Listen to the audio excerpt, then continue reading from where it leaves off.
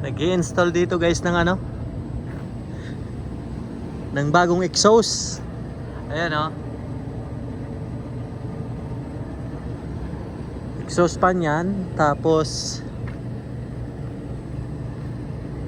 yan ay para sa ano yan eh, para sa Savory or sa Savory talaga yan guys. Pero yung dito sa gilid na ginagawa, nilagyan ng panibago din para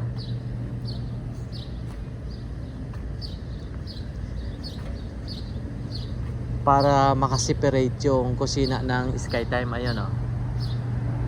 Kasi soon, like by July, ayan, kanya na kami. Kanya-kanya na kaming kusina.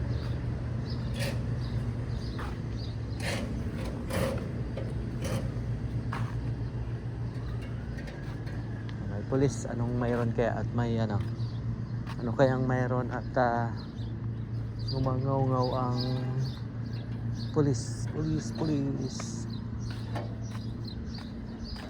natin. Baka may mga pasaway na naman dito kaya may pulis.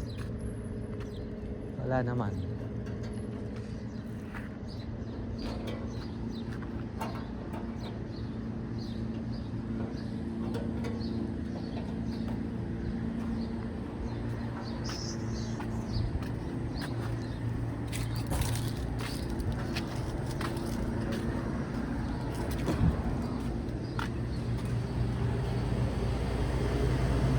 Ayan, may isa akong imamarinate ditong baboy. Frozen pa.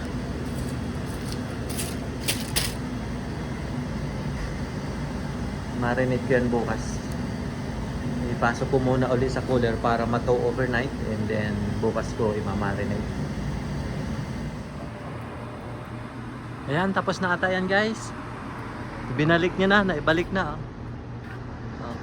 Yan ang magiging exhaust fan ng Skytime. Kasi tawag nito, kanya-kanya kami ngayong kusina. Ayan, may sarili ng kusina ng Skytime. Ako pag magluluto ako ng pizza, may sarili din ako.